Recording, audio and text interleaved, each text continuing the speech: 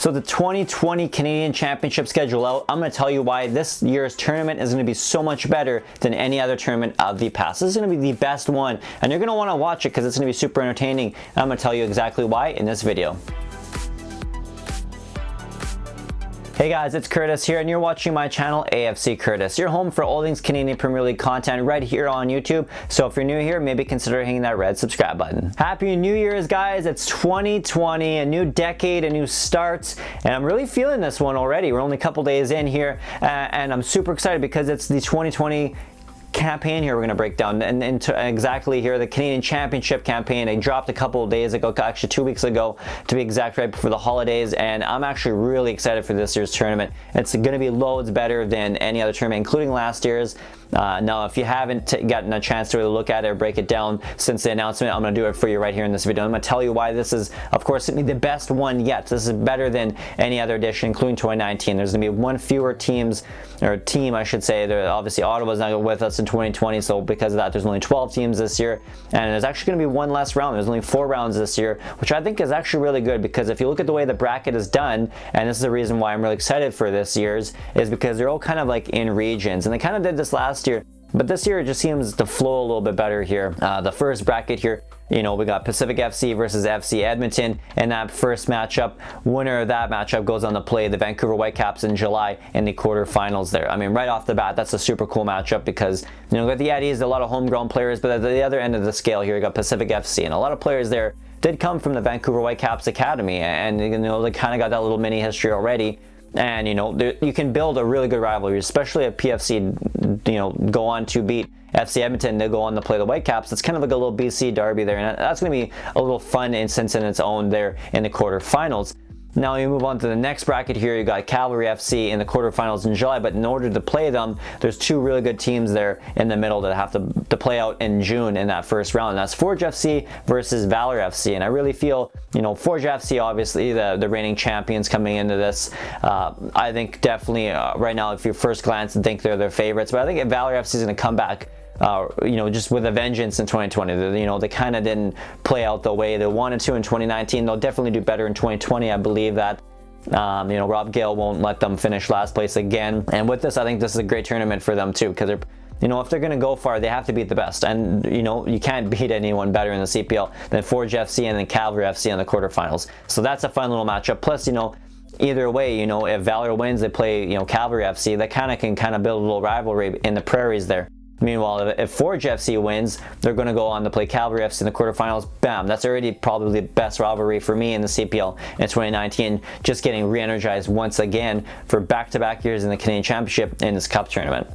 Now with the next here matchup here, we got the next bracket here. This is the play Toronto FC now, and this is York 9 FC versus Masters FA. Now they're actually the 2019 League One Ontario champions, and they're actually super underdogs too coming into that final before they end up winning that thing, and they're definitely going to be huge underdogs here in 2020 in the 2020 Canadian Championship. But don't count out Masters FA, because they've proven in 2019 that, you know, you can overlook them. Sure, but they're going to come back and bite you if you do overlook them, because they're a very good team. They're a deadly team. Opportunistic, yes, but the other end of the scale, you got, you know, the CPL's York 9 FC, which I felt like Vaughan did play, or not Vaughan, but AS Blainville, the team that played in the opening championship last year in 2019. You know, definitely played them really well, but I felt like York wasn't really clicking at that time. They're still trying to figure things out in May of last year. And, you know, by the June, July last season, they had a good flow. They had a good core. Everything was kind of clicking. They had chemistry. Now this year, a whole year later, you just feel like they're already built. They're already built. They have the chemistry. They're ready to go. They're ready to move. And that's why I really think, you know, York 9 for me is hands down the favorite over Masters FA. But again, Masters FA underdogs here. And as they've proven in the past here now, you know, when they're underdogs, that's probably when they're at their deadliest. And of course, the winner of that matchup will play Toronto FC in the quarterfinals, which of course, if York 9 wins that and goes on to play Toronto FC, that's a huge, you know, little derby there as well. I mean, that's what the beauty of the Canadian Championship this year is, that, you know, once one team wins and that first round goes to the quarterfinals, bam, you already have all these little rivalries that are going to get built from this.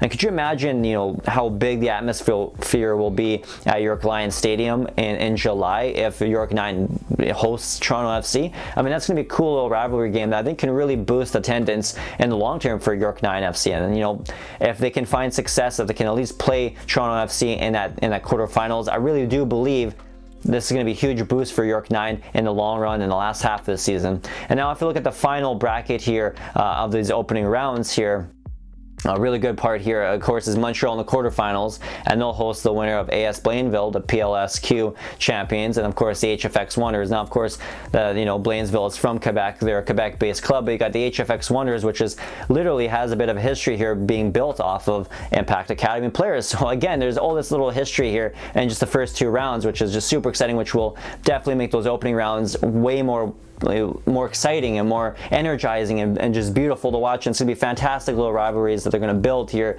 which makes me super excited. So this is why I think the Canadian Championship is going to be so much better in 2020 versus in 2019. They're just about looking at the schedule, looking at the first 2 rounds, June, July.